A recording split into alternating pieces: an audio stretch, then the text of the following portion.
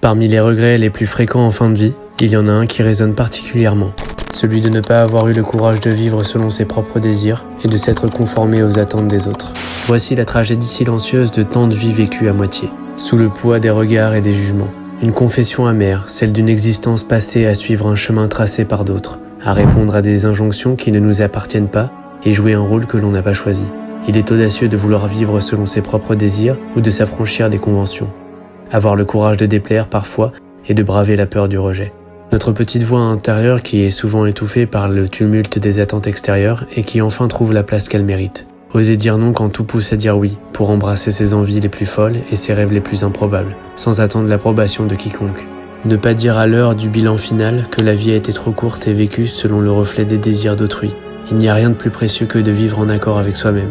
Car, en fin de compte, c'est dans cette fidélité à nos désirs que nous vivons pleinement, sans regret.